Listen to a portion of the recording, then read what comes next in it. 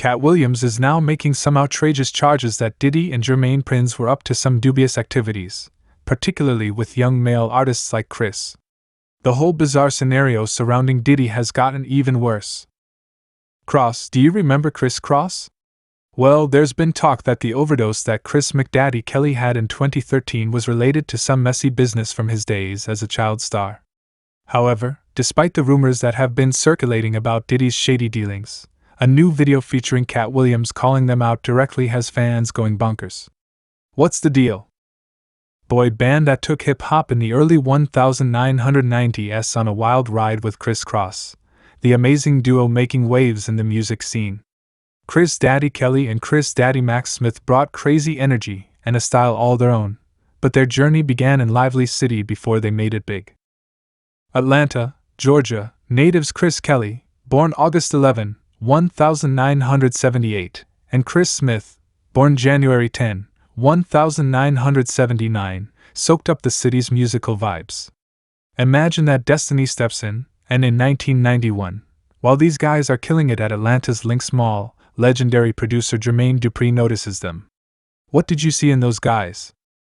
Friends, when was the last time you saw them in the mall? What did you see there that I haven't seen since?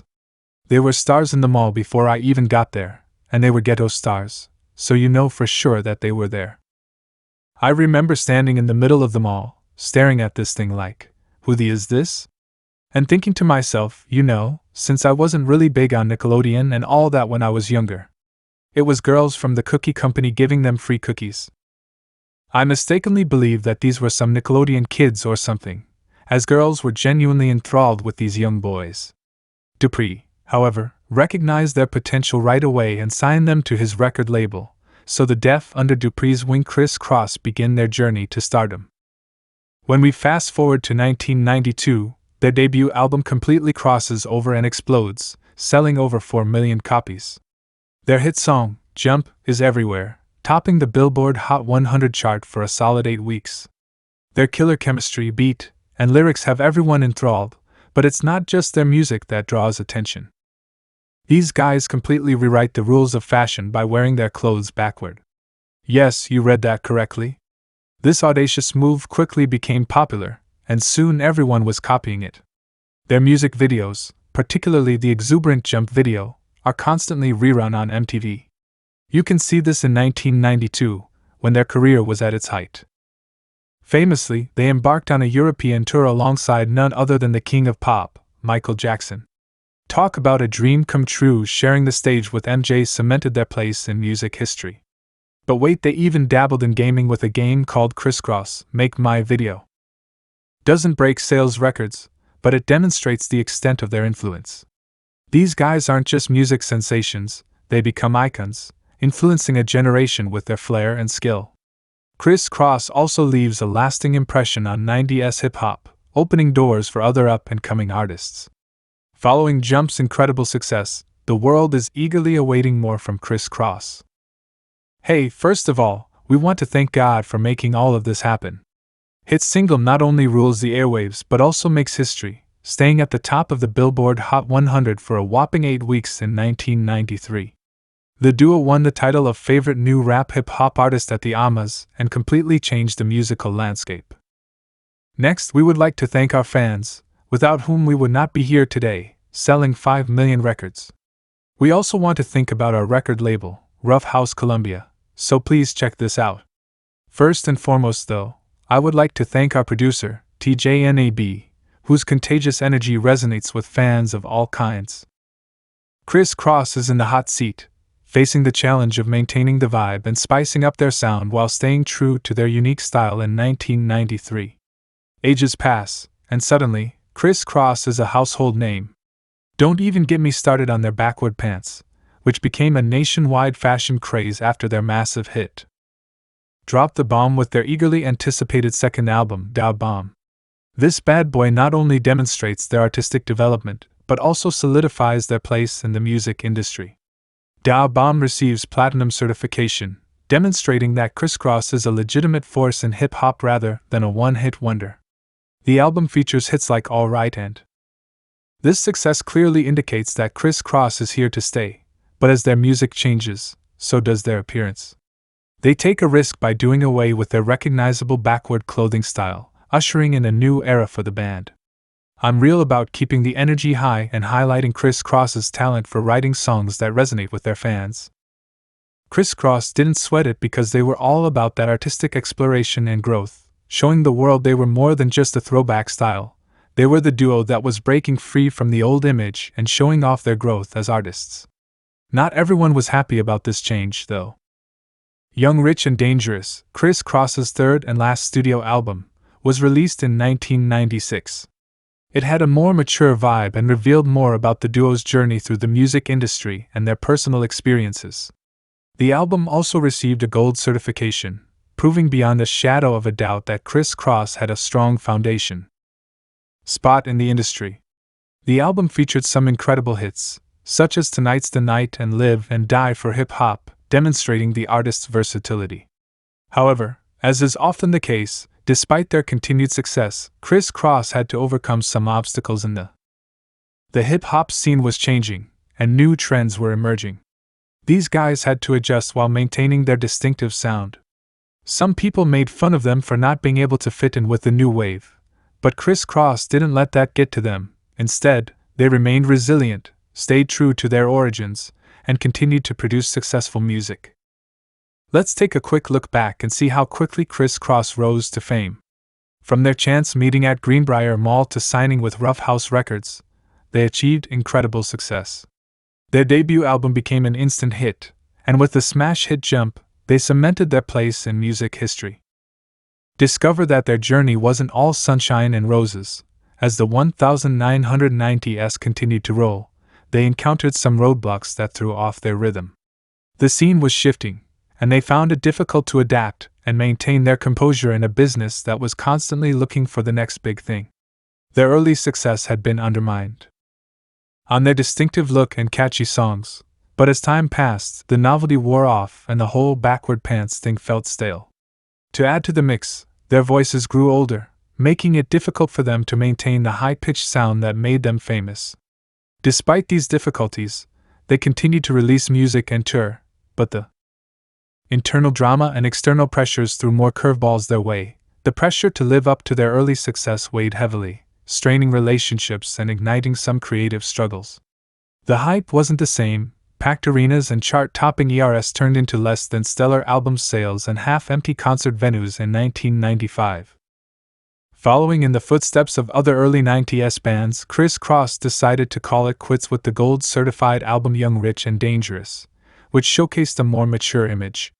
Interestingly, they got into a fierce rap feud with another bad creation, ABC, a clash of musical styles and egos that fueled the Kitty Rap Wars. Fans chose sides, and the media devoured the drama.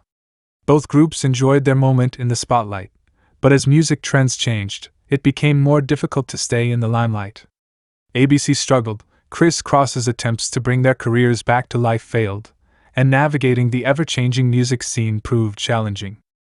Fans were anticipating a major comeback, but Kris Kross's 2013 reunion for the 20th anniversary of Sue Def turned out to be a one-time gig to dip their toes back in the water.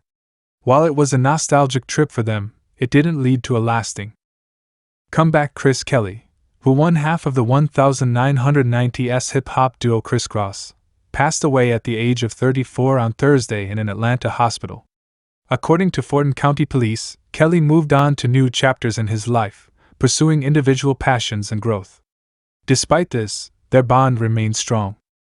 Was brought to the hospital following what is thought to have been a drug overdose at his house. The official cause of death is still unknown, but while an autopsy is being conducted, there were rumors that Kelly had been given a 2009 cancer diagnosis. However, these rumors have since been refuted, so the couple had to deal with the typical difficulties that come with being raised in the spotlight, and navigating the constantly shifting music industry proved to be difficult, and for Chris Kelly, these pressures and temptations took a toll in 2009. Rumors began to circulate that Kelly was battling cancer after pictures of him with bald spots on his head surfaced. In an interview, Kelly corrected the record, stating that he had alopecia, a condition that causes hair loss. "Oh, as far as my health is concerned, I'm not there. "I have a condition called alopecia where you lose your hair," Kelly said. But behind the glitz and glamour of Kris Kelly's rise with Kris. As a result of a protracted and excruciating battle with drug addiction, which would tragically take Kelly's life today, a darker battle was raging within Kelly's success. Kelly's mother, Donna Kelly Pratt, and other authorities have revealed shocking details about Kris Kelly's history of drug abuse and similar episodes. Kelly battled addiction for years, facing many obstacles along the way. The specifics of his struggle remained largely hidden from the public eye, but those close to him were aware of the severity of his battle and the toll it took on his life. His uncle, Lamar Williams, revealed that Kelly had a history of substance abuse. Addiction not only wrecked his personal life but also had a disastrous effect on his career. The once promising rapper found it harder and harder to maintain his creative output and live up to the expectations of both the industry and his fans. The toll that addiction took on his physical and mental health caused him to decline. Despite his obvious talent and early success, Kris Kelly was unable to escape the grip of addiction, which ultimately led to his untimely death. The difficulties and struggles he faced in his musical endeavors serve as a stark reminder of the dangers of substance abuse and the devastating consequences it can have on one's life. However, there is sad news to report. Producer Jermaine Dupri discovered Kris Kelly and partner Chris Smith in 1991. According to the police report obtained by TMZ, Kelly's mother revealed that the events leading up to Kris Kelly's tragic death unfolded in tragedy and shock. Kelly was only 34 years old when he passed away from a possible drug overdose. The night before he died, he had been mixing heroin and cocaine. This lethal combination proved fatal, taking the talented artist's life too soon.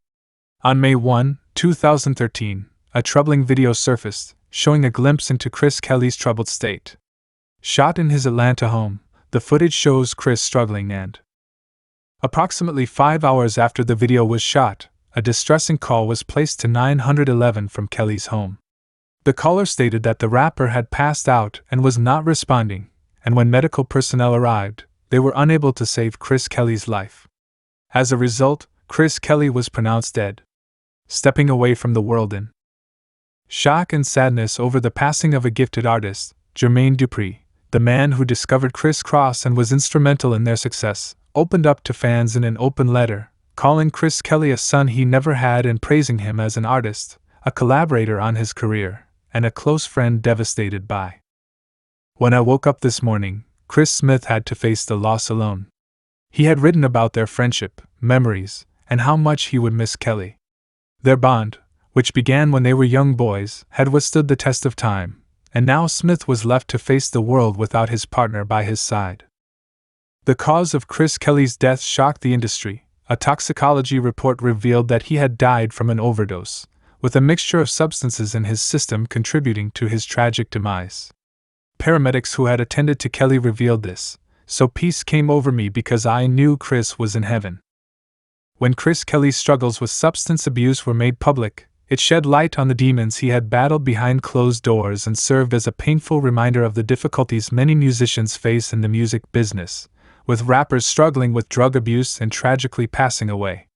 They learned from a friend that Kris had taken a combination of hard drugs the night before. As we delve into Kris Kelly's turbulent journey, it's important to make the connection between his personal struggles and the unsettling allegations made by Katt Williams. While Kris battled the demons of addiction in the background, Katt Williams stirred things up by raising the possibility that Diddy and Jermaine Dupri may have been involved in causing trauma for Kris Kelly and other young male artists. Rumors of improper behavior and violations reappeared, casting new light on the tragic events surrounding Kris Kross. As a result, the plot thickens as we follow Kris Kelly through his ups and downs, with Katt Williams shedding light on possible dark corners of the music industry. As we navigate the web of rumors and allegations surrounding Jermaine Dupri, it's important to connect the dots between Katt Williams' bold statements and the intriguing twist added by Bow Wow, even in the absence of concrete evidence. "I'll get back to you if JD hasn't had enough. Jermaine Dupri of pedophiles, if you asked me, baby." Didn't hold back when publicly denouncing Jermaine in a 2011 video in which he made fun of a number of celebrities, including Diddy and Steve Harvey. At the time, many dismissed the Katt's claims, blaming them on possible intoxication. However, new comments on the video reveal everything you need to know about Katt and his forecast. Jermaine was surprisingly silent and chose not to pursue legal action against the comedian, leaving fans to wonder about the veracity of the accusations and the plot. The comedian had been trying to tell us the truth for a full 12 years, and the way this video has aged is insane. Everything is really being exposed now, and they tried to brush it off as crazy, dude. Fans are now looking askance at Jermaine and other industry figures. It's a convoluted story of rumors, unanswered questions, and a growing sense of skepticism surrounding Jermaine and other industry figures. Thickened in 2018 when Bow Wow, who was also mentored by Jermaine, teased cryptic tweets that hinted at undisclosed secrets. I'm filming this absurd pool party at the Beverly Hills Hotel, and I look up and see Dr. Ruth. I'm not sure if you know who that is, the sex lady that I saw. Doctor, I used to be in the formerly glamorous world of mentorship in the music industry. I remember watching P there. Said Miss Ruth, would you kindly come over here to meet Sean? He's my pet, and I need you to come meet him. This is for my camera. Dr. Rob and Puffy are currently swimming at the Beverly Hills Hotel and doing their thing. If the thought of Puffy Flavor Camp doesn't make your spine tingle, celebrities' amazing tales of their time in this camp will definitely astound you. One celebrity who experienced the Puffy flavor was none other than Usher. At a young age, Usher was cultivated to become an R&B star, and in 2016, he revealed to Howard Stern the I. Usher didn't hold back during his first Stern Show interview, discussing his first year of living with Puff Daddy at the age of 14. The revelations about what goes on behind the scenes at Puffy Flavor Camp are enough to make you want to watch the movie. Let's unravel the fascinating story of Usher's unique education in the infamous Puffy Flavor Camp. If you didn't notice, it's a peek into the stark reality of the price of fame as witnessed by a young Usher navigating the glamorous yet complex world of the music industry under the guidance of Puff Daddy. During the height of Bad Boy Records, when Usher was a teenager and amazed music mogul L.A. Reid with his musical prowess, earning himself a ticket to live in New York with none other than Puff Daddy, Usher revealed the truth, saying that it was pretty wild to experience what it meant to really make it big in music. Howard Stern asked if there were any rules for the young Usher living with Puff Daddy, and the surprising revelation was that there were none. Usher laughed heartily as he recalled being the little brother, lovingly called Baby Boo by the crew, sharing the stage with legendary Big Lil Kim, Faith Evans, Mary J. Blige, and Craig Mack. When it came time for Usher's debut album, Diddy took on the role of producer. However, after the album didn't meet commercial success, Diddy let me be a young man.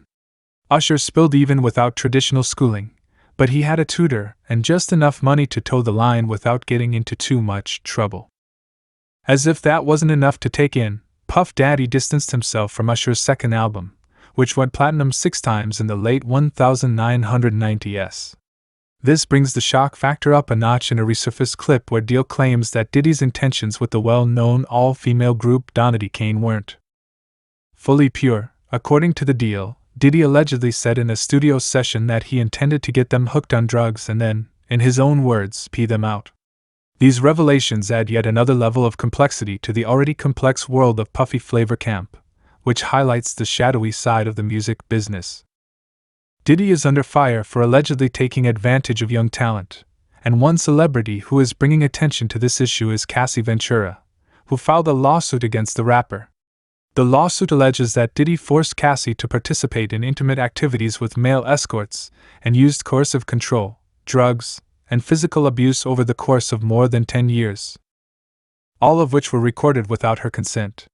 Diddy angrily refuted these claims, branding them offensive and preposterous, and charged Cassie with trying to blackmail him into paying a whopping $30 million. The court records explore unsettling episodes known as freak-offs, in which Cassie allegedly experienced uncomfortable situations.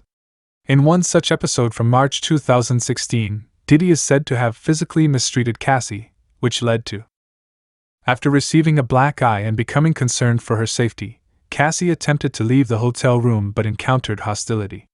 Recalling the alleged assault on security footage, hotel security allegedly urged her to leave, which is shocking because the lawsuit claims Diddy insisted on these encounters on a regular basis, referring to them as our thing and our secret.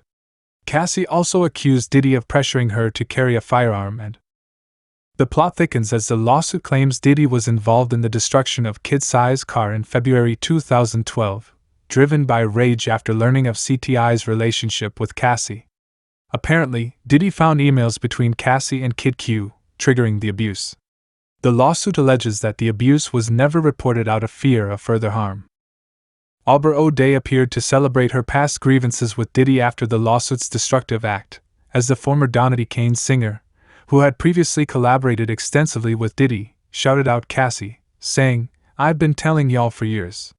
A day later, she reaffirmed her full support for Cassie in a statement to Rolling Stone. In the lawsuit, Stone, the shocking revelations shed light on the turbulent dynamics within the music industry.